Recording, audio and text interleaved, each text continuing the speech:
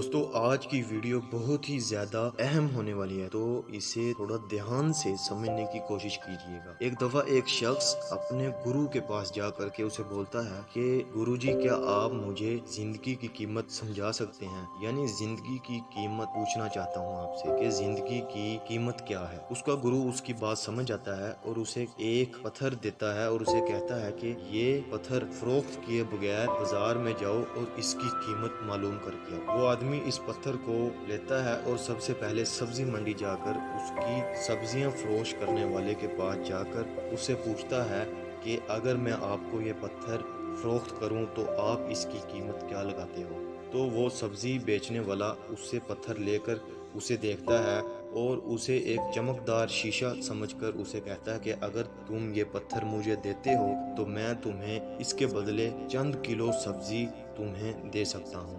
वो शख्स उससे वो पत्थर लेकर कहता है कि मैं माजर चाहता हूँ, मैं ये पत्थर बेचना नहीं चाहता, सिर्फ कीमत मालूम करना चाहता हूँ। और वो शख्स दोबारा उसी पत्थर को लेकर साथ ही एक फल फरोश यानी फ्रूट बेचने वाले के पास जाकर उसे वो पत्थर देता है और उसे वही सवाल करता है कि अगर मैं ये तुम्हें पत्थर फरोख्त करना चाहूँ तो तुम इसकी कीमत क्या लगाते? फ्रूट बेचने वाला शख्स उस चमकदार हीरे को पकड़ता है, उस पत्थर को पकड़ता है और उसे देखने के बाद कहता है कि अगर तुम मुझे ये पत्थर देते हो तो मैं तुम्हें कुछ किलो फल तुम्हें दे सकता हूँ इसके बदले। वो शख्स उससे भी पत्थर लेकर माजरत करता है और कहता है कि मैं तो सिर्फ इसकी कीमत जानना चाहता था।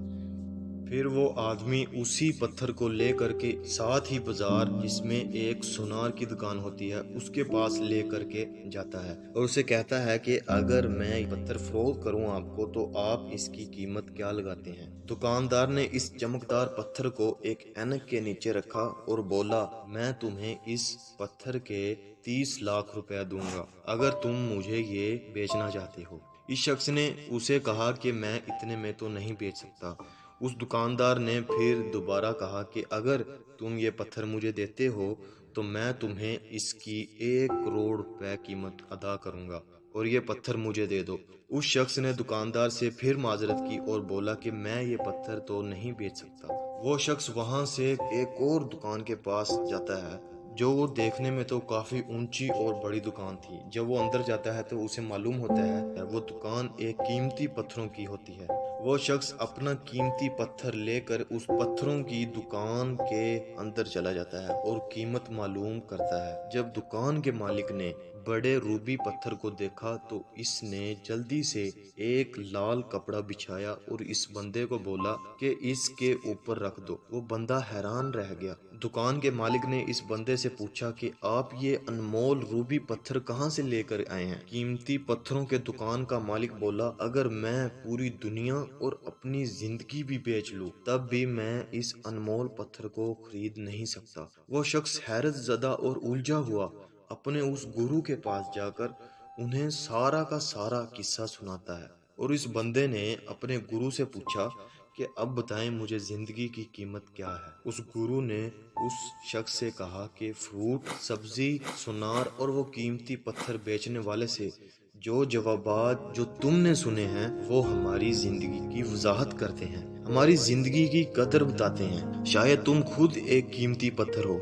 यहाँ तक कि एक अनमोल पत्थर जिसकी कोई कीमत ना हो, लेकिन लोग तुम्हारी कदर अपनी हैसियत की बुनियाद पर, तुम्हारे मुतल्लिक अपनी खुद की मालूमात की बुनियाद पर, अपनी खुद गर्जी की बुनियाद पर और तुम्हारे पे एतमाद की बुनियाद पर ही करेंगे। लेकिन तुमने घबराना नहीं, तुम्हें यकीनन कोई ना कोई ऐसा शख्स जरूर मिलेगा जो तुम्हारी असल कदर कीमत मालूम करेगा।